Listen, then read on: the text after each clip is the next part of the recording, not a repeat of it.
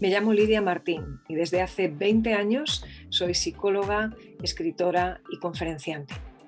En este tiempo me he dedicado sobre todo y me he especializado en intentar dar respuestas a muchos de los desafíos y retos que nos plantea la vida cotidiana, especialmente en el ámbito de la salud mental, y enfrentarnos de una manera diferente a esa especie de palabra maldita que demasiadas veces es la palabra cambio. En El mundo con otros ojos, este espacio que ahora también es tuyo, espero que te encuentres cómodo, que puedas disfrutar de escuchar de muy diferentes temas con diferentes voces y sensibilidades, a veces desde lo humano, desde lo profesional o científico, también desde lo espiritual, porque las personas somos un todo que no deberíamos simplemente compartimentar. Así que si te apetece esta propuesta, si te apetece que maticemos tantas cosas necesarias, que podamos ver la vida en grises, porque sabes que no es solo en blanco y negro, este es tu lugar, me encanta compartirlo contigo y te animo entonces a que pongas atención porque empezamos ahora mismo.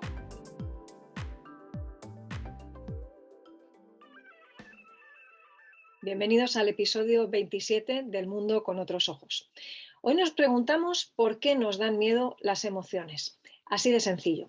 Hemos hablado de las emociones en otros momentos del podcast, hemos incluso intentado atisbar juntos a qué se refiere ese lenguaje emocional interno, pero quiero contarte, y empiezo como siempre con la conclusión, que muchas veces estamos preocupados por las emociones o no nos gustan, que es muchas veces lo que nos sucede, que no las entendemos porque en el fondo las tenemos asociadas justamente a esa emoción vital que es el miedo. No es solamente una cuestión de gusto o desgusto, sino que como tiene que ver con un mundo que nos resulta tremendamente desconocido y en general lo desconocido nos genera incertidumbres y temores, ¿cómo no iba a pasar algo similar con el tema de las emociones? Así que en ese sentido quiero plantearte como nuevo enfoque respecto a este asunto que cuando conseguimos descifrar, aprender a interpretar ese lenguaje secreto, entre comillas, de las emociones, todo ese miedo, todo ese monstruo que nos hemos construido alrededor del mundo emocional empieza a diluirse y eso nos permite poder trabajar con nuestras emociones y también con las emociones de los demás de una manera distinta. Así que ves que el tema emocional es un tema recurrente aquí en el podcast porque las emociones en definitiva forman parte de nuestro día a día cotidiano y cada vez más lo que se percibe alrededor son extremos. Personas que le dan muchísimo papel a la emoción, que prácticamente no atienden a otra cosa. Estamos en una época posmoderna, me lo habrás oído decir y me escucharás decirlo muchas veces, en que se está denostando el intelecto, la ciencia, el sentido común y bueno, casi que vamos hacia donde el corazón nos lleva y se nos invita constantemente a ir en esa dirección. Pero también hay personas que, lejos de darle ese papel correcto en términos de una presencia equilibrada a las emociones, que no es lo que acabamos de decir, pero tampoco el extremo que vamos a desarrollar ahora, resulta que se me van a ese otro lado del continuo en el que prácticamente es algo a lo que hay que hacerle cruz y raya y algunos incluso dirían va de retro, ¿no? Como si fuera lo peor de lo peor, el espacio emocional con el que todos venimos dotados. Fíjate que cuando una persona se expresa emocionalmente, lo que está expresando es su humanidad, en definitiva. Es verdad que mostrar nuestras emociones nos hace vulnerables, es verdad que no lo hacemos con todas las personas por igual, pobres de nosotros que lo hagamos, pues porque tenemos que procurar, lógicamente, espacios de confianza. Pero piensa en cuál sería la alternativa. Si una persona no expresa sus emociones, normalmente suele ser porque hay una represión, una negación de esas emociones, alguna clase de psicopatología que les impide poder hacer una buena gestión. Y si todavía esa psicopatología no está presente, ten por seguro que terminará apareciendo, porque no hay nada de bueno en ese sentido en simplemente pretender anular las emociones y pretender, valga la repetición, también vivir una vida que solamente esté construida a base de lo puramente racional.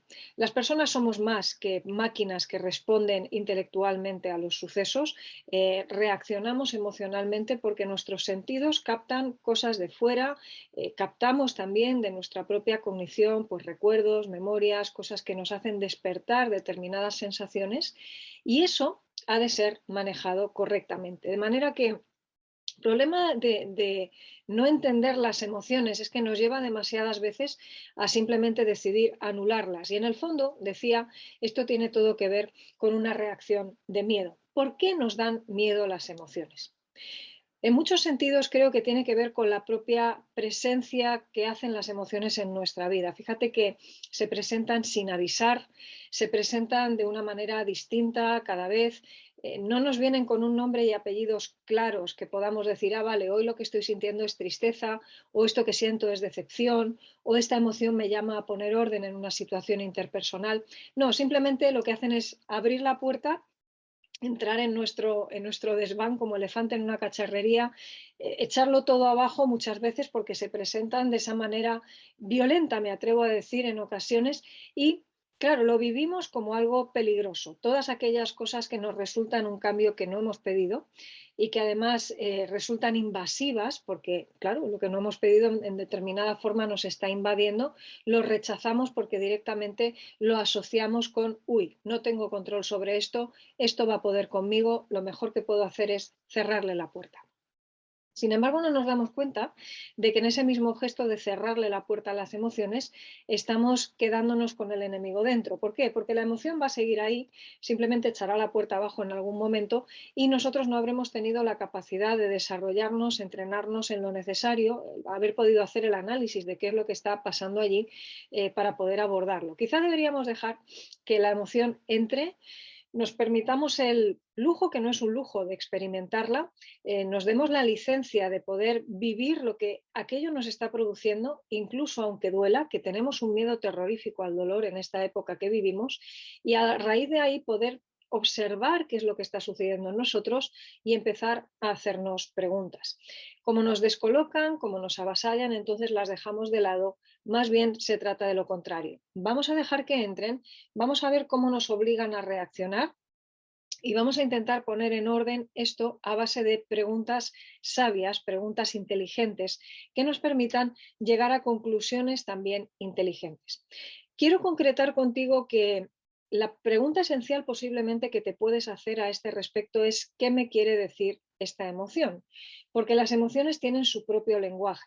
Me has escuchado decir en ocasiones que las emociones funcionan como mensajeros, traen un mensaje, tienen su propio lenguaje en el que están escritas. Es un lenguaje que nos resulta desconocido, de acuerdo. Pocas veces alguien se ha puesto con nosotros a explicarnos qué significa tal o cual emoción. Y de hecho, fíjate que algunos de los libros infantiles que se han hecho más famosos en el último tiempo han tenido que ver justamente, o películas muy famosas también en el último tiempo, como Del revés, Inside Out en inglés, pues porque nos explican el mundo de las emociones y se han acogido con los brazos abiertos, pero son la excepción. La norma nunca ha sido que los padres, por ejemplo, nos hayamos dedicado el tiempo suficiente a ayudar a nuestros hijos a descifrar el mundo emocional, porque nosotros mismos incluso muchas veces no hemos sabido tampoco descifrar el nuestro. Y vivimos en épocas en las que nuestros hijos están súper formados en muchas cosas, tienen más acceso a la formación y a la información que nunca, pero sin embargo, a nivel de inteligencia emocional y a nivel de conocer el lenguaje de las emociones, podríamos decir claramente que están más lejos que nunca de tener un conocimiento sólido en ese sentido, ¿no? Así que si tienen su propio lenguaje, tenemos que aprenderlo y no dar por hecho que nunca vamos a poder saber lo suficientemente bien como para comprender qué es lo que se espera de nosotros ante determinada emoción. Piensa sin ir más lejos, cómo funcionan los lenguajes, los idiomas en términos generales en el mundo. Nosotros podríamos decir que el sueco nos resulta dificilísimo o que el holandés es terroríficamente difícil o que cualquier dialecto de Sri Lanka sería prácticamente impronunciable o no aprendible por nosotros. Sin embargo, para esas personas que han nacido en ese país, a las que se les ha explicado cómo funciona su idioma o personas que llevan mucho tiempo aprendiéndolo, les termina resultando pues no solamente fácil, sino prácticamente algo que pueden hacer casi sin pensar, pueden convertirse en bilingües aquellas personas que han desarrollado la habilidad con suficiente entrenamiento e intensidad como para poder adquirirla, y es una cuestión entonces en definitiva de aprendizajes. No nos cerremos entonces al plano de las emociones porque sigue siendo un lenguaje que se aprende. Tenemos que aprender a interpretar qué significan esas palabras, esas estructuras, esas secuencias. Y Conocemos a veces algunas de las emociones básicas, en otras nos cuesta un poquito más, pero te voy a proponer que desde el sentido común vas a poder descifrar ese lenguaje secreto, entre comillas, que no es tan secreto porque a poco que empecemos a hacernos preguntas vas a darte cuenta de que le vas a poder dar sentido.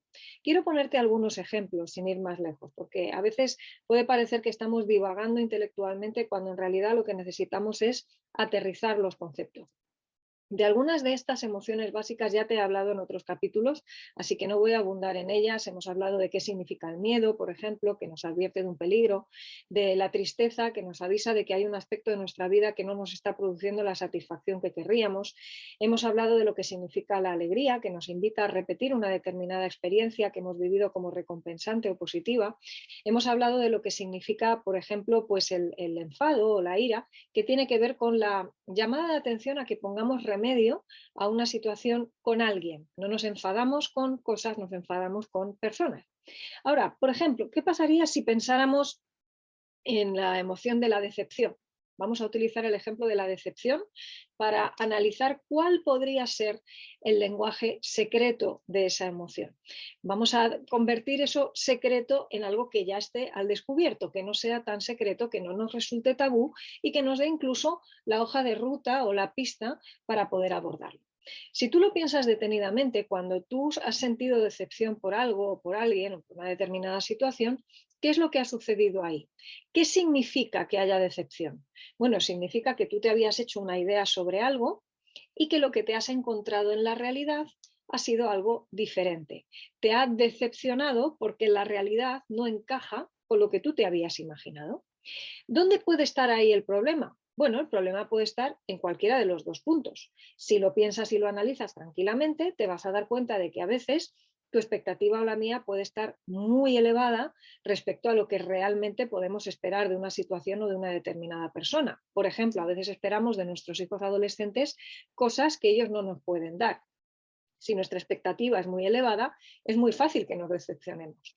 Ahora, si resulta que la expectativa era correcta, no era una cosa ideal, simplemente era una expectativa realista, pero la persona no ha reaccionado correctamente, no ha cumplido lo que debía cumplir, ahí sí la decepción se produce no por un exceso en la expectativa, sino porque la persona en su desempeño no ha hecho lo que tenía que hacer.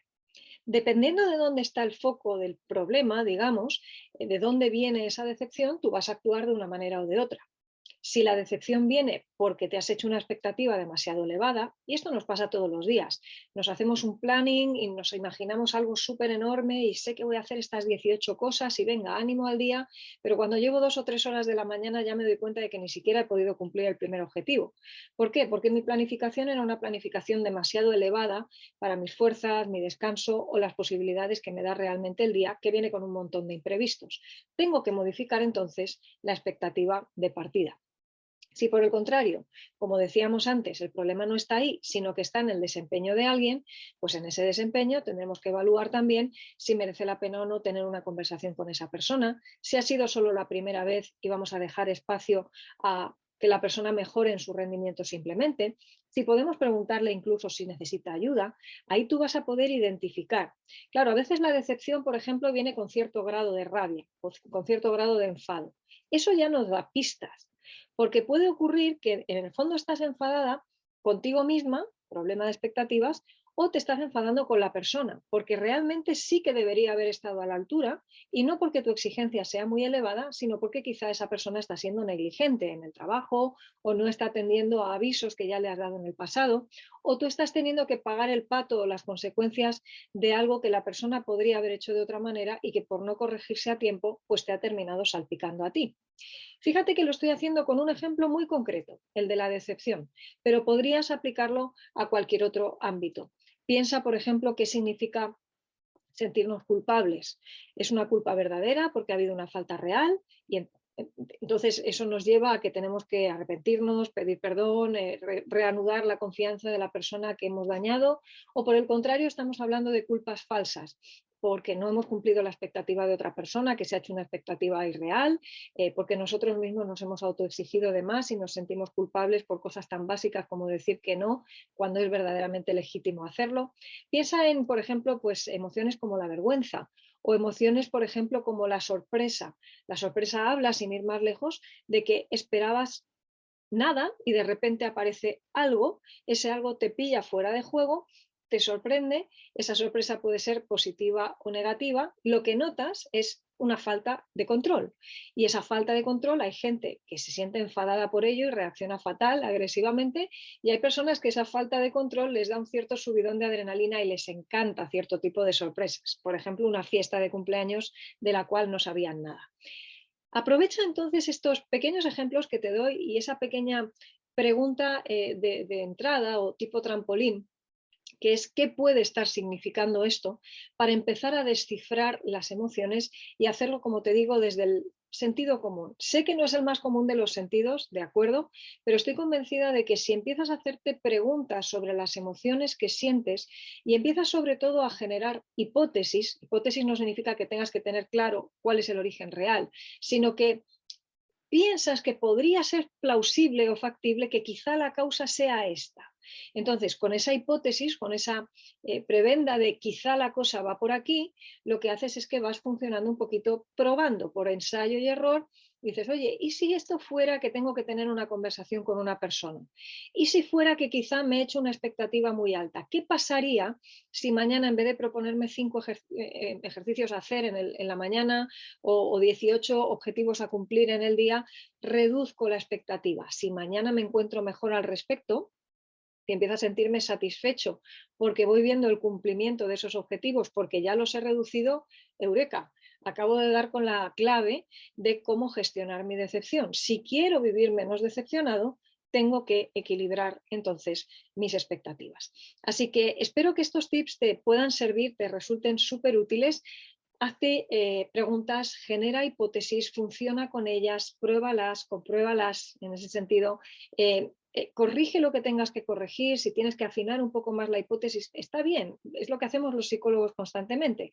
Trabajamos con hipótesis y cuando veas que has dado en la tecla de algo, fantástico, acabas de ponerle rostro a una de tus emociones y te garantizo que a partir de ese momento esa emoción pierde su capacidad y su potencial de generarte miedo y empieza a ser más bien una aliada, alguien que te da pistas, en un momento te orienta en una determinada situación, como esa luz roja que hemos mencionado alguna vez que puede resultar tan útil. Así que, ¿por qué nos dan miedo las emociones? Porque no las conocemos. Empecemos entonces a conocerlas, a ponerles rostro y a interpretar ese lenguaje no tan secreto como verás que tienen cada una de esas emociones.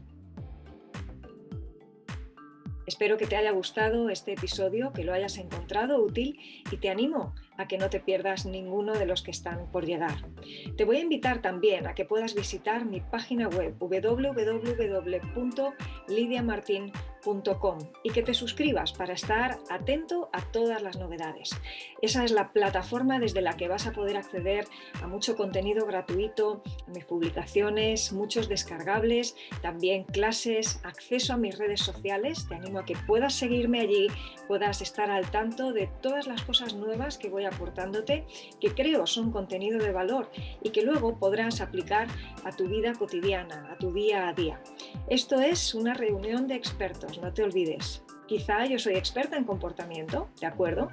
Pero tú eres el verdadero experto en tu vida, el que sabes qué cosas van a convenirte más, qué cosas te van a resultar más útiles. Así que no te pierdas ninguna de ellas y te veo en el próximo episodio de El Mundo con Otros Ojos.